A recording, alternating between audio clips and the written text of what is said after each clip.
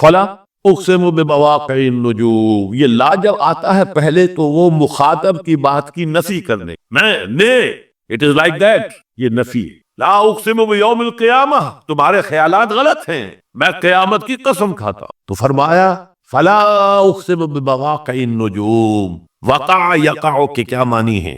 اور یہ صورت کون سی؟ واقعہ، اذا وقعت الواقعہ، وقع گر جانا، پڑ جانا، یہ ستاروں کے ڈوبنے کی جگہ ہے۔ فلا اقسم بمواقع النجوم وانہ لقسم لو تعلمون عظیم، اور اگر تم جانو تو یہ بہت بڑی قسم ہے جو ہم نے کھائی ہے۔ اس وقت کا انسان کیا سمجھتا کہ ستارے کہاں جاتے ہیں، کہاں غروب ہوتے ہیں، کہاں گرتے ہیں؟ آج ہمیں معلوم ہے۔ سورہ حامیم سجدہ میں جو کہا گیا ہے سنریہم آیاتنا فی الآفاق وفی انفسہم حتی یتبین لہم انہ الحق، ہم انہیں اپنی نشانیاں دکھائیں گے آفاق و انفس میں، یہاں تک کہ یہ بات واضح ہو جائے گی کہ قرآن حق۔ آج ہمیں معلوم ہے خلا میں بلیک ہولز، اور یہ بلیک ہولز بڑے بڑے ستاروں کے پچکنے سے، پچک جانے سے پیدا ہوئے، اور جب وہ بڑے ستارے پچکتے ہیں، جو خلا پیدا ہوتا ہے، ویکوم، اس میں بڑی طاقت ہوتی ہے، اس کے پاس سے کوئی سیارہ، کوئی ستارہ گزر جائے اسے کھینچ لیتا ہے قمر کے اندر۔ یہ بلیک ہولز کا تصور، اسی لیے اللہ نے اس وقت جو لوگوں کے لیے کیا کہا، فلا اقسم بمواقع النجوم وانہ لقسم لو تعلمون عظیم، انہ لقرآن کریم، یہ بہت باعزت قرآن ہے، فی کتاب مکنون، ایک چھپی ہوئی کتاب، لا یمسہ الا المطہرون، اسے چھو ہی نہیں سکتے مگر انتہائی پاک ہستیاں۔ اس کے کیا معنی ہے؟ پہلی بات تو ہمیں معلوم ہو گئی، مراد فرشتے ہیں، بے ایدی سفرۃ کرام بررہ، اسی کی شرح ہو رہی ہے۔ اسی سے ایک فقہی مسئلہ نکالا گیا کہ بغیر وضو کے ہاتھ نہ لگاؤ، لیکن اس کا اصل مفہوم کیا ہے وہ سمجھیے۔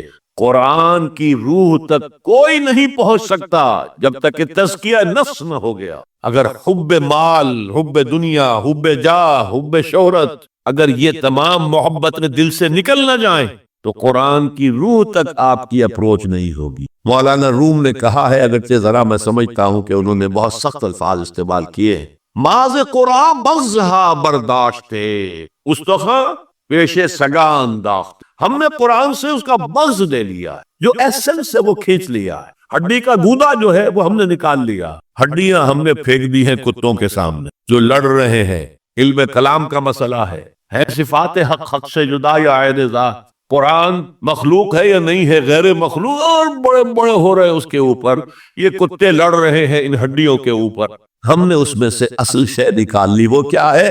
اللہ کی محبت، اللہ کی معرفت، یہ ہے اصل شے۔ بعض قرآن بغضا برداشت استخا پیش سگا انداخت کے، تو جب تک انسان کا باطن پاک نہ ہو جائے وہ قرآن کے چھلکوں سے کھیلتا رہے گا، چاہے وہ کہنے کو مفسر ہو، قرآن کے باطن تک کبھی نہیں پہنچے۔ فی کتاب مکنون لا یمسہ الا المطہرون تنزیل من رب العالمین، یہ تھوڑا تھوڑا کر کے اتارا گیا ہے رب العالمین کی طرف۔ انزال کے معنی ہے دفعتاً اتار دینا۔ لیلۃ القدر میں آیا انا انزلناہ فی لیلۃ القدر، رمضان کے بارے میں شہر رمضان الذی انزل فیہ القرآن، باب افعال، لیکن حضور پر ایک دم نہیں اترا، تھوڑا تھوڑا تھوڑا تھوڑا 23 برس میں جا کر اس کی تکمیل۔ اب دیکھیے جو شکوہ کیا اللہ نے، کیا اس جیسی نعمت سے تم مداہنت کر رہے ہو، بے اتنائی کر رہے ہو، اسے پڑھتے نہیں ہو، اسے سمجھتے نہیں ہو، اس پر عمل نہیں کرتے، اسے اپنا امام نہیں بناتے، تمہارا طرز عمل یہ ہے، بلکہ تم نے اپنا نصیب یہ بنا لیا ہے کہ تم اسے جھٹلا رہے ہو۔ غور کیجئے، جھٹلانا جو ہے دو طرح کا ہے، دیکھا زبان سے کہنا، یہ نہیں ہے کوئی اللہ کا کلام نہیں ہے، یہ قرآن وغیرہ جھوٹ سب اساطیر الاولین ہے، یہ محمد نے گھڑ لیا ہے وغیرہ وغیرہ، جھٹلانا ہو گیا۔ ایک جھٹلانا ہے عمل سے جھٹلانا، مان تو لیا اللہ کا کلام ہے لیکن اس کی حرام کردہ شے کو اپنے لیے حلال کیا ہوا۔ حدیث نبوی ہے ما آمن بالقرآن من استحل محارمہ، اس شخص کا قرآن پر کوئی ایمان نہیں ہے جو اس کی حرام کردہ چیز کو اپنے لیے حلال ٹھہرا۔ اس اعتبار سے غور کیجئے، اور اس کی مثال بھی دی ہوئی ہے سورہ جمعہ میں، مثل الذین حملوا التوراۃ ثم لم يحملوها كمثل الحمار يحمل اسفارا بئس مثل القوم الذین کذبوا بآیات اللہ واللہ لا یہدی القوم الظالمین۔ مثال ان لوگوں کی جو حامل تورات بنائے گئے تھے اور پھر انہوں نے اس کی ذمہ داری کو ادا نہیں کیا، اسے قائم نہیں کیا، اس کے احکام پر عمل نہیں کیا، جیسے فرمایا ہے سورہ اعراف میں، قل یا اہل الکتاب، کہہ دیجئے اے نبی صلی اللہ علیہ وسلم، اے کتاب والو، لستم علی شیء حتی تقیموا التوراۃ والانجیل وما انزل الیکم من ربکم، تمہاری کوئی حیثیت ہماری نگاہ میں نہیں ہے، تمہارا منہ نہیں ہے کہ ہم سے دعا کرو جب تک کہ تم تورات اور انجیل کو اور جو کچھ نازل کیا گیا تمہاری طرف اسے قائم نہیں کرو۔ آج اللہ ہماری دعائیں نہیں سنتا۔ 30 لاکھ جا کر حج کرتے ہیں، دنیا کے حالات میں کوئی ذرہ برابر فرق آتا ہے؟ اول تو حرام کی کمائی سے حج ہو رہا ہے، تو حج ہے ہی نہیں سرے سے۔ جو کچھ کرتے گئے تھے سودی کاروبار، وہی آ کر دوبارہ شروع کر دی۔ سرکاری ملازمت تو جو رشوت پہلے لے رہے تھے اس کے بعد آ کر شروع کر دی۔ یہ کیا ہے؟ یہ تکذیب بالعمل، جھٹلانا ہے۔ تم نے اپنا نصیب یہ بنا لیا ہے کہ تم قرآن کو جھٹلا رہے ہو، جیسے کہ انہوں نے جھٹلایا تھا۔ مثل الذین حملوا التوراۃ ثم لم يحملوها کمثل الحمار يحمل اسفارا، ان کی مثال ان گدھوں کی سی ہے جن پر کتابوں کا بوجھ لاد دیا گیا۔ مکالمات فلا، تم گٹھڑی باندھ کر گدھے کے اوپر رکھ دیجئے تو کیا وہ واقعی منطقی اور فلسفی بن جائے گا؟ یہ مثال اللہ دے رہا ہے۔ اور یہ مثال کیوں دی گئی ہے؟ اس آئینے میں ہمیں ہماری تصویر دکھائی گئی ہے۔ تم اگر قرآن کا حق ادا نہیں کر رہے تو تمہاری مثال وہی ہے جو یہود کی تھی۔ بئس مثل القوم الذین کذبوا بآیات اللہ، بری مثال ہے اس قوم کی جس نے اللہ کی آیات کو جھٹلایا۔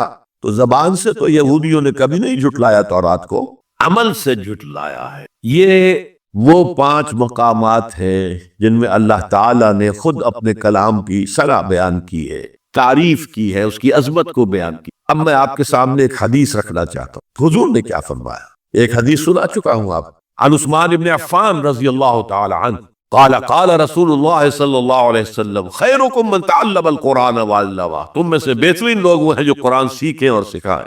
یہ حدیث بڑی عجیب ہے، یہ ترمذی میں بھی ہے اور دارمی میں ہے، اور اس کے راوی حضرت علی ہیں رضی اللہ تعالی عنہ۔ عن علی رضی اللہ عنہ قال، حضرت علی فرماتے ہیں انی سمعت رسول اللہ صلی اللہ علیہ وسلم یقول، میں نے سنا اللہ کے رسول صلی اللہ علیہ وسلم کو یہ کہتے ہوئے، انہا ستکون فتنۃ، ان قریب ایک بہت بڑا فتنہ رونما ہوگا۔ حضرت علی فرماتے ہیں قلت، میں نے عرض کیا مل مخرج منہا یا رسول اللہ، اے اللہ کے رسول یہ فرمائیے اس فتنے سے بچنے کا، نکلنے کا راستہ کون سا ہوگا؟ جیسے آپ بڑے بڑے حالوں میں دیکھتے ہیں ایگزٹ، عرب ممالک میں لکھا ہوتا ہے مخرج، اگر کہیں آگ لگ جائے، کہیں دھواں بڑھ جائے تو نکلو، لال جو روشنیاں ہیں ان کے اندر نیچے دروازے ہیں ان کی طرف جاؤ، یہ مخرج ہے جان بچانے کی۔ یہاں ایک لحظہ توقف کر کے ہمارا اور صحابہ کا جو فرق ہے اس کو نوٹ کر لیجیے۔ اگر ہم ہوتے تو کیا پوچھتے؟ حضور یہ فتنہ کب آئے گا، کدھر سے آئے گا، کیوں آئے گا، کیا ہوگا؟ یہ سارے سوالات کرتے نا، جن کا عمل سے کوئی تعلق نہیں، معلومات ہے۔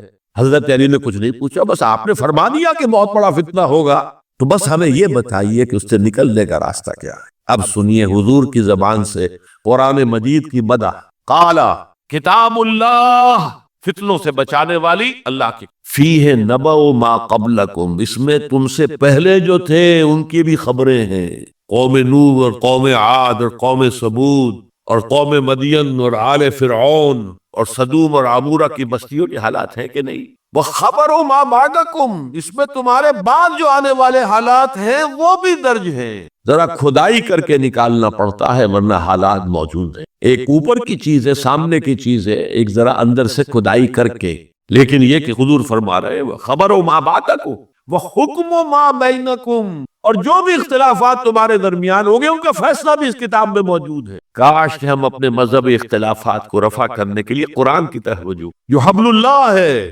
واعتصموا بحبل اللہ جميعا ولا تفرقوا، تو فرمایا کتاب اللہ فیہ نبأ ما قبلکم وخبر ما بعدکم وحکم ما بینکم هو الفصل لیس بالحزل، وہ فیصلہ کن کلام ہے، ایسے ہی یابہ گوئی نہیں ہے، یہ قرآن کی آیات ہے۔ انہ لقول فصل وما هو بالحزل، سورہ طارق کے اندر آیا، طارق، هو الفصل لیس بالحزل من ترکہ من جبار قسمہ اللہ، اگر کوئی جبار شخص اپنی سرکشی میں اس قرآن کو ترک کر دے گا اللہ اسے پیس کر رکھ دے۔ وَمَنِ ابْتَغَى الْهُدَى فِي غَيْرِهِ أَضَلَّهُ اللَّهُ، اور جو کوئی ہدایت حاصل کرنا چاہے گا قرآن کے سوا کسی اور چیز سے، اللہ اسے لازماً گمراہ کرے گا۔ کتاب ہدایت تو یہ ہے۔ اس حیوان انسان کا وجود زمین سے ہے، مٹی سے پیدا کی، مٹی سے، گارے سے، تین لازب سے، چپچپانے والے گارے سے، وہ جس میں کہ بدبو پیدا ہو جائے، یہ ساری باتیں کہی گئی ہیں۔ اور سائنس بھی کہتی ہے مٹی سے پیدا ہو، کیسے پیدا ہو اس میں اختلاف ہے، لیکن یہ کہ ہے مٹی ہماری اوریجن، قرآن بھی کہتا ہے اور سائنس بھی کہتا ہے۔ اور ہمارے وجود کو جب وہ تھک جائے، مزمحل ہو جائے، اس کی انرجی کم ہو جائے، تو اس کے لیے جو غذا ہے، جو تقویت ہے، وہ بھی ساری زمین سے آ رہی ہے۔ آپ نے پھل کھائے، آپ نے گندم کھائی، آپ نے چاول کہاں سے آ رہے؟ اچھا بکری کا گوشت کھایا تو بکری کا گوشت کس چیز سے بنا ہے؟ اس نے گھاس کھائی ہے، اس نے پتے کھائے ہیں، وہیں سے تو بنا ہے۔ الٹیمیٹ سورس آپ کے وجود حیوانی کے لیے جو آ رہی ہے وہ زمین ہے۔ وجود روحانی کو بھی تقویت کی ضرورت ہے، وہ بھی مزمحل ہوتی ہے، کمزور ہو جاتی ہے، خاص طور پر جب کہ وجود حیوانی کا اس پر غلبہ ہو جائے، تب تو یوں سمجھیے کہ وہ بالکل بے ہوش ہو کر موت کے قریب۔ اس کی تقویت، اس کی غذا وہیں سے آئی ہے جہاں سے روح آئی ہے، وہ کلام ربانی، روح ربانی، نفخت فیہ من روحی من روحی من روحی، میں پھونک دوں اس میں اپنی روح میں سے۔ روح کا تعلق ذات باری تعالیٰ کو ساتھ۔ اسی طرح کلام ربانی کہاں سے آیا؟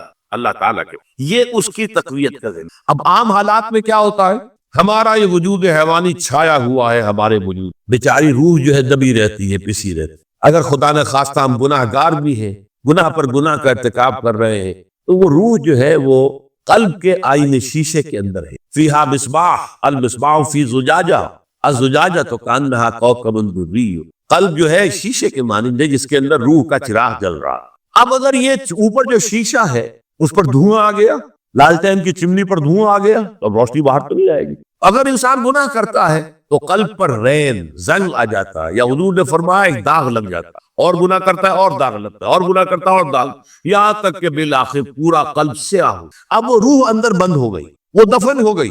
اس کے لیے اب ضروری ہے کہ اب ایک پروگرام ایسا دیا جائے جو ریورس ہو۔ دن میں روزہ رکھواؤ تاکہ وہ جو اینیمل انسٹنکٹس ہے وہ دبے، تو جب یہ وزن جو ہے اس کے اوپر کم ہوگا تو کچھ سائی آف ریلیف سے ملے۔ جیسے بے ہوش آدمی پڑا، اسے کوئی ہلکا سا ہوش آ رہا ہے، آپ نے پانی کے کچھ چھینٹے، اس کے بعد آپ نے رات کو کھڑے ہو کر قرآن کے انوار کو اتارا، بارش برس رہی ہے روح انسانی کے اوپر، قلب روحانی قلب انسانی کے اوپر، جس میں کہ وہ روح جو ہے وہ دفن، وہ زندہ ہوگی اثر نو، ہوش میں آئے گی، اور ہوش میں آئے گی تو دو کام ہوگے۔ ایک تو اسے قرآن کی عظمت کا احساس ہوگا، یہ قرآن میری حیات تازہ کا ذریعہ بنا ہے، میں دب گئی تھی، میں پس گئی، میں بے ہوش تھی، میں نیم مردہ تھی، اس قرآن کی بارش نے، یہ ترشح جو ہوا ہے مجھ پر، اس نے مجھے حیات تازہ عطا کی۔ یہ جو قدر کا احساس ہوگا قرآن کا، لعلکم تذکرون، تاکہ تم قرآن کی عظمت سے واقف ہو۔ ایک انسان بھوک کی وجہ سے اس کا شوگر لیول اتنا گر گیا کہ بے ہوش تھا ہوا، اب ظاہر بات ہے کہ آپ اسے کچھ پانی کے چھینٹے دیں گے تو کچھ ہوش میں آئے، پھر غذا دیں گے اور وہ پوری توانائی پر آئے گا، تو معلوم ہوگا اس سے اس غذا کی کیا قدر و قیمت۔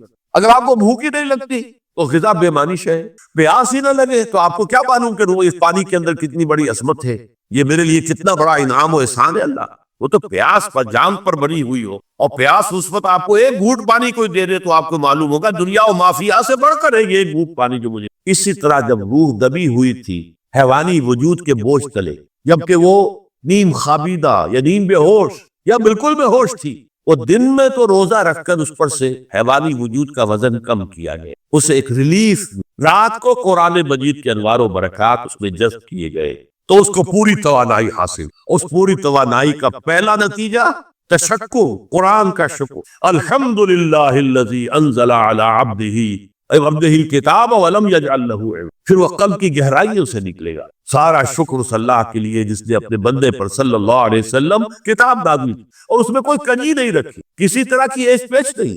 یہ تبارک الذی نزل الفرقان علی عبدہ لیکون للعالمین نذیرا، بڑی بابرکت ہے وہ ذات جس نے اپنے بندے پر فرقان نازل تاکہ وہ تمام جہان والوں کے لیے نذیر اور خبردار کرنے والا بن جائے۔ یہ قرآن کی عظمت کا احساس، اور ظاہر بات ہے جس قدر کسی نعمت کی قدر و قیمت کا احساس ہوگا اسی قدر تو آپ شکر ادا کریں گے۔ اگر آپ نے کسی بچے کے ہاتھ پر ہیرا رکھ دیا، اسے کیا پتا یہ ہیرا کس بلا کا نام ہوتا ہے، وہ سمجھے گا کانچ کا ٹکڑا ہے، لیکن اگر کوئی واقعتاً کوئی جوہر شناس ہو، جوہری ہو، اس کو آپ ہیرا دیں گے تو اسے معلوم ہے کہ مجھے کیا چیز دی گئی، اس کے اندر جو شکر پیدا ہوگا وہ اس بچے کے اندر تو نہیں پیدا ہو سکتا جسے معلوم ہی نہیں۔ تو قرآن مجید کی اصل عظمت سے انسان واقف کب ہوگا؟ جبکہ اس کے ذریعے سے اس کی روح کو ایک حیات تازہ مل جائے، اور اس طرح وہ پروگرام ریورس ہو جائے جو عام طور پر چل رہا تھا، ساری توجہ اپنے جسم پر، اس کے تقاضوں کو. جسم میں تھوڑی سی پھنسی نکل آئی ہے، بھاگ رہے، دوڑ رہے اس کے علاج کے. کوئی اور مرض لاحق ہو گیا، بھاگ رہے دوڑ رہے اس کے علاج کے. یہ بڑی بڑی فیسیں بھی دے رہے، ساری جسم کی پرواہ ہے. روزانہ نہا رہے ہیں اور اچھے سے اچھا صابن لا کر نہا رہے ہیں، وہ جسم کی پرواہ ہے، اس کی دیکھ بھال ہے، روح کی طرف توجہ ہی نہیں. یہ ہے وہ بات جو کہی گئی ہے سورہ حشر میں، جسے علامہ اقبال نے پھر اپنے فلسفہ خودی کی اساس اور سورس قرار دیا. وَلَا تَكُونُوا كَالَّذِينَ نَسُوا اللَّهَ فَأَنسَاهُمْ أَنفُسَهُمْ أُولَٰئِكَ هُمُ الْفَاسِقُونَ. دیکھو اے مسلمانوں، ان لوگوں کے مانند نہ ہو جانا جنہوں نے اللہ کو بھلا دیا تو اللہ نے انہیں اپنے آپ سے غافل کر دیا، اور یہی لوگ فاسق و فاجر ہیں. یہ سوال پیدا ہوتا ہے کہ انسان اپنے آپ سے کہاں غافل ہوتا ہے؟ کہاں اپنے وجود حیوانی سے غافل ہوتا؟ یا بھوک لگتی ہے تو وہ ادھر ادھر منہ نہیں مارتا، غذا کو حاصل کرنے کے لیے کوشش نہیں کرتا؟ پیاس لگتی ہے تو کیا پانی یا پیور مشروب تلاش نہیں کرتا؟ کوئی بیماری لاحق ہوتی ہے تو کیا اس کے علاج کی طرف توجہ نہیں کرتا؟ اسے آرام کی حاجت ہوتی ہے تو آرام نہیں لیتا؟ اپنے اس وجود سے تو غافل نہیں. کون سے وجود سے غافل ہوا ہے؟ وہ روحانی وجود سے غافل ہے. بھول گیا کہ میرے اندر روحانی وجود بھی ہے اور اس کا تعلق ذات باری تعالیٰ کے ساتھ. اس نے سمجھا کہ میں بس حیوان ہوں، میرا حیوان ہوں، اپنے اس وجود کی اصل حقیقت ہی سے بے خبر، غافل. چنانچہ آج کے دور کا سب سے بڑا المیہ کیا ہے؟ ڈارون کے نظریے کے جو اثرات پیدا ہوئے ہماری معاشرت پر، ہماری سوچ پر، ہمارے فکر پر، ہمارے فلسفے پر، ہماری سوشولوجی پر، وہ کیا ہے کہ ہم بھی نرے حیوان ہیں. اللہ یہ سب سے بڑی محرومی ہے اس دور کی کہ انسان اپنے اصل شرف سے خود ہی مستعفی ہو گیا. ہمارا کوئی وجود ہے ہی نہیں، روحانی وغیرہ. روح کسے کہتے ہیں ہم نہیں جانتے، بس یہ جسم. ہم اللہ کو نہیں جانتے کون ہے کون نہیں ہے. ہوگا ہم کو اس کائنات کو جانتے، ہم روح سے واقف نہیں، ہم کو اپنے جسم کو واقف. آخرت سے اب ہمیں کچھ پتا نہیں، شاید ہو شاید نہ ہو، کچھ پتا نہیں، لیکن یہ زندگی تو ہے، اسے ہم جانتے. یہ ہے آج کے انسان کا سب سے بڑا عالم. اور یہ ہے ماس اسکیل کے اوپر ارتداد، ذہنی طور پر مرتد ہو چکے ہیں انسانوں کی عظیم اکثریت مرتد. یہ ہے در حقیقت کہ روزہ جو ہے اس پروگرام کو آ کر ریورس کرتا ہے. دن میں کھانے پینے، جنسی تقاضے پر پابندی، وہ وجود حیوانی کا بدن کچھ کم، روح جو دبی ہوئی تھی یا سسک رہی تھی یا بے ہوش یا دین مردہ تھی، اسے کچھ ریلیف ملا. اب اس کے اوپر قرآن مجید کے تیرے ضمیر پہ جب تک نہ ہو نزول کتاب، گرہ کشائے نہ راضی نہ صاحب کشا، ہمارے دلوں کے اوپر بارش ہو رہی ہو انوار قرآنی کی. وہ ظاہر بات ہے کہ بغیر سمجھے تو نہیں ہوگی بارش، وہ تو آپ کچھ سمجھ رہے ہوں گے تو بارش ہوگی. ورنہ تو یہ ہے کہ ٹھیک ہے میں پہلے بھی عرض کر چکا، آپ کو ثواب تو ملے گا، لیکن یہ ہے کہ وہ اصل مقصد قرآن کی عظمت کا قلب کی گہرائیوں سے اعتراف جو ہے، اور اس پر اللہ کا شکر کو ادا ہوگا. لعلکم تشکرون، جبکہ قرآن مجید جو ہے آپ کے قلب کے اوپر نازل، اس کا مفہوم نازل. قرآن مجید اللہ کا کلام ہے، اس کی تدوین ہوئی ہے، یہ بھی ایک دیوان کی شکل میں ہے، اس کو بھی جمع کیا گیا ہے. لیکن یہ جمع و تدوین قرآن یہ خود اپنی جگہ پر ایک بہت اہم موضوع ہے، جس کے بارے میں بعض معلومات ہمارے ذہنوں میں ہر وقت مستحضر رہنی چاہیے. تو تدوین قرآن حکیم کی 3 مراحل میں مکمل ہوئی. پہلی تدوین حضور کی اپنی حیات طیبہ میں ہو گئی، لیکن وہ تدوین کس شکل میں تھی؟ سورتیں معین ہو گئیں، سورتوں کی ترتیب معین ہو گئی. کتابی شکل میں قرآن حضور کی حیات طیبہ تک موجود نہیں تھا. لوگوں کے پاس مختلف حصوں پر لکھا ہوا قرآن تھا. یہ اونٹ کے شانے کی ہڈی اسکیپولا بڑی چوڑی سی ہوتی ہے، عموماً اس پر لکھتے تھے. یا کولے کی ہڈی، یہ بھی چوڑی ہوتی ہے، اس کے اوپر لکھتے تھے. یا یہ ہے کہ یہ اس کی چونکہ ربز جو ہے بڑی چوڑی ہوتی ہیں، ان ربز کے اوپر لکھتے تھے. بہت شاذ لوگوں کے پاس کاغذ کہاں تھا، کاغذ اس زمانے میں، کپڑا البتہ زیادہ دستیاب تھا، کپڑے پر بھی لکھا جاتا تھا. اس طریقے سے پتھروں پر لکھتے تھے، چھوٹے چھوٹے پتھروں پر بھی آیتیں لکھ لیتے تھے. تو یہ لکھا ہوا جو معاملہ ہے، اور یہ نوٹ کر لینا چاہیے، قرآن کا معاملہ جو میں نے کل بھی بحث کی تھی، یہ قول ہے. انہو لقول رسول کریم، یہ لکھی ہوئی شکل میں حضور کو نہ دیا گیا، نہ حضور نے لکھی ہوئی شکل میں امت کو دیا. حضور کو بھی یہ پڑھایا ہے، سنقرئک فلا تنسیٰ، ہم پڑھائیں گے آپ کو پھر آپ بھولیں گے نہیں. حضور کو پڑھایا گیا. یہ گویا کہ قول جبرائیل اور پھر قول محمد بن کر لوگوں کے سامنے آیا ہے صلی اللہ علیہ وسلم. جبرائیل سے حضور نے سنا اور حضور سے صحابہ نے سنا. تو اصل میں تو قرآن کی بنیاد جو ہے وہ پڑھی جانے والی شے ہے. یہ لکھی جانے والی شے اصلا نہیں تھی، لکھی گئی ہے، حضور کے زمانے میں لکھی گئی ہے. اور حضور نے اسی لیے یہ حکم بھی دے دیا تھا، لا تکتبوا عنی الا القرآن. احادیث کو منع کیا تھا کہ میری باتوں کو ابھی مت لکھو، گڑبڑ ہو جائے گا کہیں. قرآن مجید ہی کو لکھو صرف، لیکن یہ لکھنا جو ہے اصل نہیں ہے. اصل قرآن حضور کے سینے میں جمع کیا اللہ نے، اور پھر صحابہ کے سینے میں جمع کر دیا محمد الرسول اللہ صلی اللہ علیہ وسلم نے. وہ منہ سے منہ کو گیا ہے، قول سے قول کی شکل میں گیا ہے، لوگوں نے سیکھا ہے حضور کے دہن مبارک سے. انہ لقول رسول کریم، جس پر میں کل گفتگو کر چکا ہوں. بہرحال لکھا ہوا قرآن بھی تھا، لیکن کتابی شکل میں نہیں، جمع شدہ شکل میں نہیں. جمع شدہ شکل میں صرف سینوں میں تھا. حفاظ کو یاد تھا، انہیں یاد تھا قرآن اس ترتیب کے ساتھ ہے. اور اس کے لیے سب سے بڑی دلیل یہ ہے کہ ہمیں روایات ملتی ہیں صحیح کہ ہر رمضان مبارک میں جتنا قرآن اس وقت تک نازل ہو چکا ہوتا تھا، حضور اور حضرت جبرائیل جیسے کہ ہمارے ہاں بھی رمضان مبارک کے آنے سے پہلے دورہ کرتے ہیں حفاظ، حافظ سناتا ہے دوسرا سنتا ہے، تاکہ یہ کہ تراویح میں سنانے کے لیے تازہ ہو جائے. تو رمضان مبارک میں حضور اور حضرت جبرائیل مذاکرہ کرتے تھے، قرآن مجید کا دورہ ہوتا تھا قرآن کا. اور آخری رمضان مبارک جو آپ کی حیات طیبہ کا ہے، اس میں پورے قرآن کا 2 مرتبہ دورہ کیا ہے محمد الرسول اللہ صلی اللہ علیہ وسلم نے حضرت جبرائیل سے. تو ظاہر بات ہے ترتیب تو تھی، تدوین ہو چکی تھی، لیکن وہ کتابی شکل میں نہیں تھی، وہ سینوں کے اندر محفوظ تھی. ترتیب ویسے لکھی ہوئی مختلف صورتیں، مختلف آیتیں لوگوں کے پاس مختلف چیزوں پر موجود تھیں. اس معنی میں جہاں تک حافظے میں اور سینے میں مدون ہو جانا ہے قرآن کا، وہ تو نبی اکرم صلی اللہ علیہ وسلم کی حیات طیبہ کے دوران مکمل ہو گئی.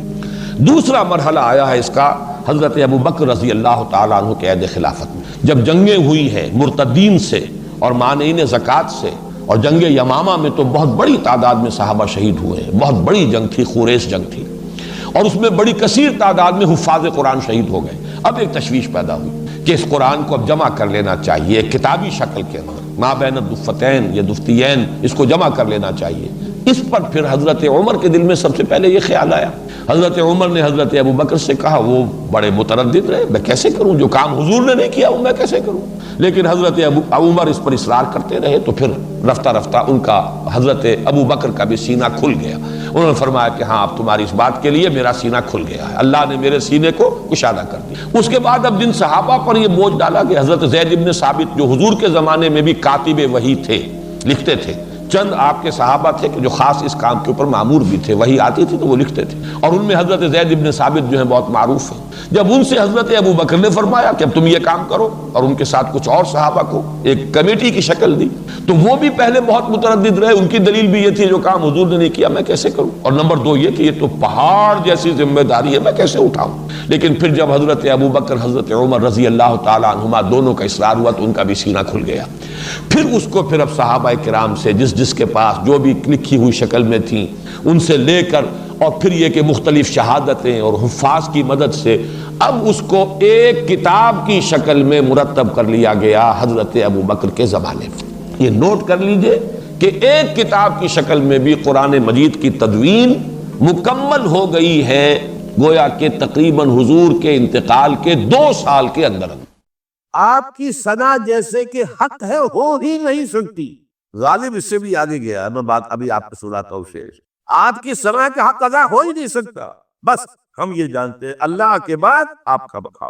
غالب جو آگے گیا ہے کہتا ہے، غالب ثنائے خواجہ بیزدان غاشتے کہاں ذات پاک مرتبہ دال محمد. غالب ہم نے تو حضور کی ثنا تو اللہ کے حوالے کر دی ہے، اس لیے کہ وہی ذات پاک جانتا ہے مرتبہ محمد کا کیا ہے صلی اللہ علیہ وسلم. ہم بیان کرنے کی کوشش کریں گے تو توہین کر بیٹھے گے. ہاں ایک پہلو ایسا ہے جس کے حوالے سے حضور کی عظمت ہماری سمجھ میں آئے گی. حضور ایک انسان کی حیثیت سے کیا تھے، ایک باپ کی حیثیت سے آپ کا کیا طرز عمل تھا. ذرا یاد کیجئے، جگر گوش ہے رسول حضرت فاطمہ بطول رضی اللہ تعالیٰ عنہا وہ حاضر ہوتی ہے، ابا جان دیکھسی چکی پیس کر یہ گٹے پڑ گئے میرے ہاتھ میں، یہ کنویں سے پانی لاتی ہوں، مشکیزیں کہ یہاں پر بندیاں پڑ گئی. حضور اختور عام لوگوں پر بھی آسانیاں ہیں، لوگوں کے ہاں غلام آ گئے ہیں، کنیزیں آ گئی ہیں، عبادت دولت آ گئی ہے، مجھے بھی کوئی غلام کنیز عطا ہو جائے. اور آپ کو معلوم ہے یہ لخت جگر نور چشم محمد کی سب سے پیاری بیٹی صلی اللہ علیہ وسلم، کوئی شک نہیں اس میں، فاطمہ کیا بیتی ہوگی حضور کے ساتھ. لیکن فرمایا کیا بیٹی یہ دنیا کی چیزیں ہماری لیے نہیں، میں تمہیں اس سے بہتر شعر دیتا ہوں. تسبیح فاطمہ ہر نماز کے بعد 33 مرتبہ سبحان اللہ، 33 مرتبہ الحمدللہ، 33 مرتبہ اللہ اکبر کہہ لے. لیکن سوچ کیجئے دل پر کیا گزرا صلی اللہ علیہ وسلم۔ حضرت عائشہ سے پوچھئے، حضرت زدیرہ سے پوچھئے، حضور کیسے شوق تھے؟ آپ سے زیادہ خواتین کے حق میں نرم، گھر کے کام کا جھاڑو دے رہے ہیں، کپڑے جو ہے دوسیدہ انہیں سی رہے، گھر میں بیٹھے دکھا کرتے۔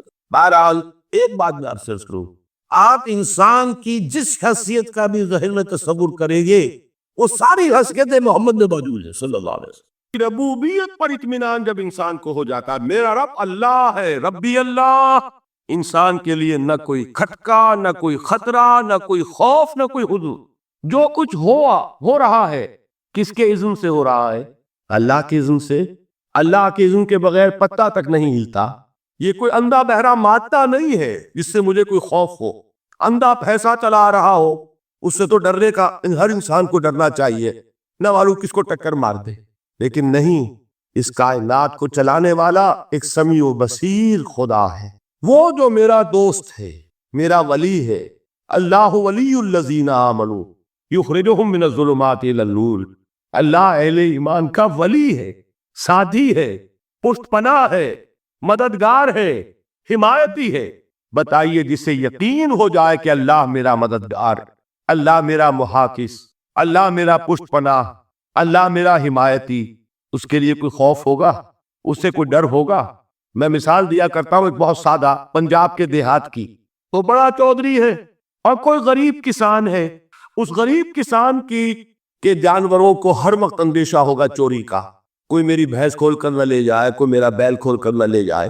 لیکن جس کے بارے میں یہ سب کو معلوم ہو کہ وہ جو بڑا چودھری ہے وہ اس کا دوست ہے، اس کی بچیا کو کوئی خوف ہوگا؟ اس کی بھینس پر کوئی ہاتھ ڈالے گا؟ اسے کوئی اندیشہ ہوگا؟ نہیں۔ کیوں؟ کہ وہ بڑا چودھری، بڑا اس کا یہاں کا سردار، جاگیردار، سب کو معلوم ہے وہ میرا دوست ہے، کوئی میرے خلاف اقدام نہیں کر سکتا۔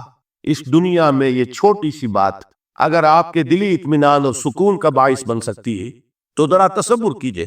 میں لفظ تصور استعمال کروں گا صرف اس لیے کہ اس کا ہم جس کو کہتے ہیں ادراک اور شعور کر نہیں سکتے، اگر کے ساتھ کر سکتے۔ اگر یقین ہو کہ اللہ میرا مددگار اور یقین ہو کہ اللہ ہر آن میرے ساتھ ہے، پھر کوئی خوف، کس کا خوف؟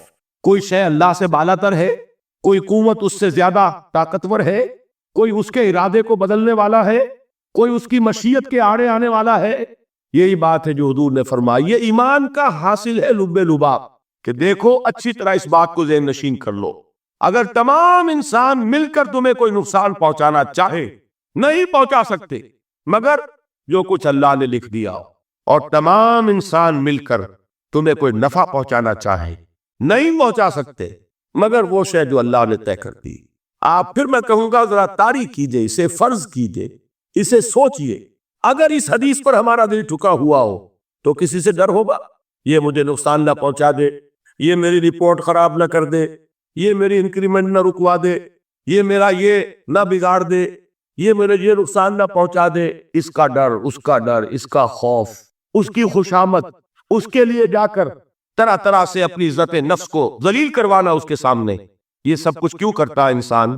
جب سمجھتا ہے کہ اس کے ہاتھ میں میرا کوئی نفع ہے، اس کے ہاتھ میں میرے لیے کوئی ضرر ہے، یہ مجھے کوئی غضب پہنچا سکتا ہے، یہ مجھے کوئی نقصان پہنچا سکتا ہے، یہ میرا کوئی کام بنا سکتا ہے، یہ میری کوئی ضرورت پوری کر سکتا ہے، اسی کا نام شرک ہے۔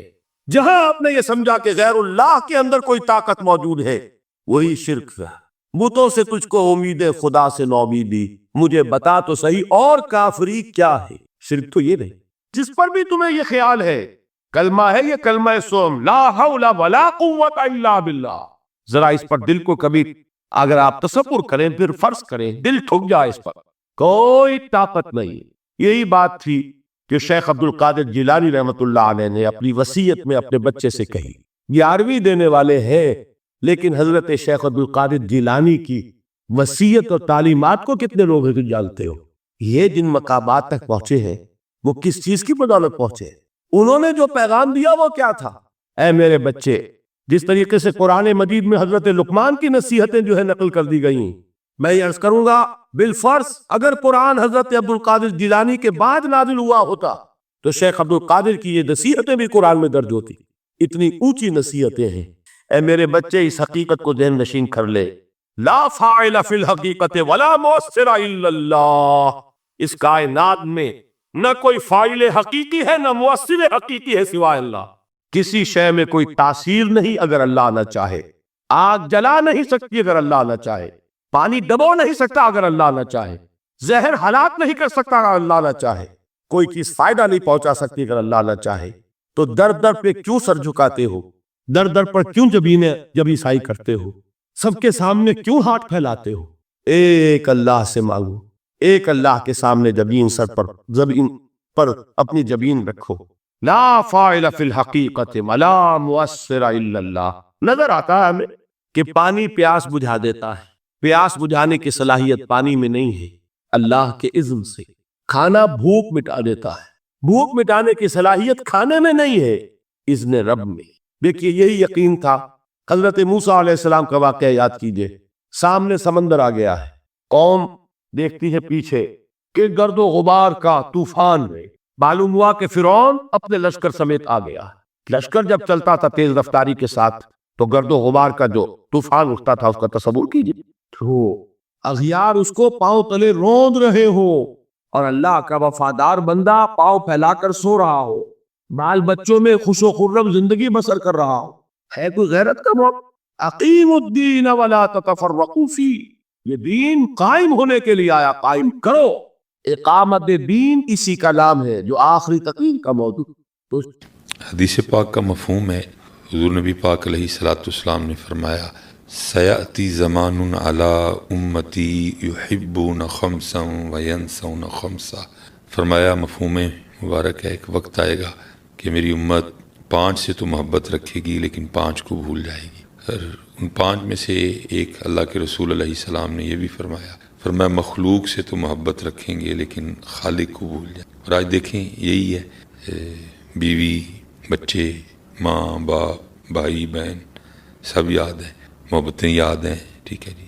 لیکن جس اللہ نے یہ وجود بخشا، ٹھیک ہے جی، جس اللہ نے ماں، جس اللہ نے باپ، جس اللہ نے بیوی، جس اللہ نے بچہ دیا، وہ بھول گیا. ٹھیک ہے جی.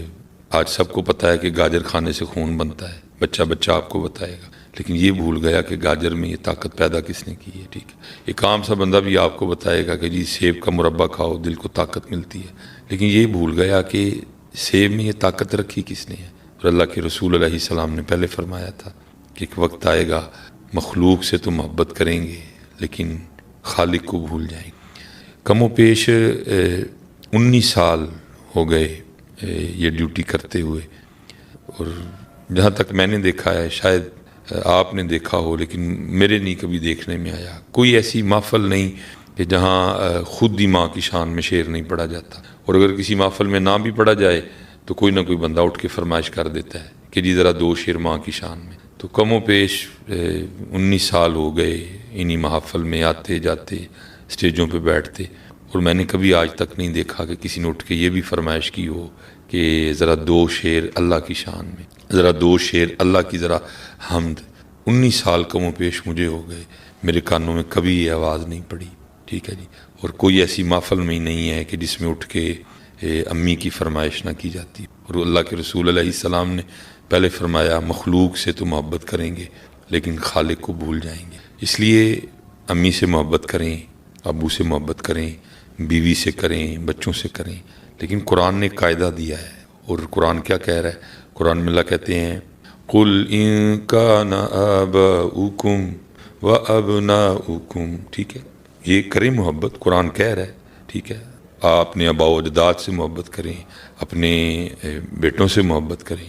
وَإِخْوَانُكُمْ، ٹھیک ہے، بھائی، وَأَزْوَاجُكُمْ، بیوی، وَعَشِيرَتُكُمْ، پورا کنبہ، وَأَمْوَالٌ اقْتَرَفْتُمُوهَا وَتِجَارَةٌ تَخْشَوْنَ كَسَادَهَا وَمَسَاكِنُ تَرْضَوْنَهَا.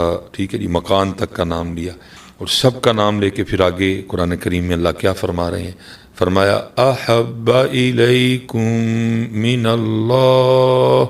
فرمایا ان سب سے محبت کرو، لیکن کرو اس انداز سے کہ اللہ اور اللہ کے رسول سے ان کی جو محبت ہے وہ کم ہو اور اللہ اور اللہ کے رسول سے محبت زیادہ ہو.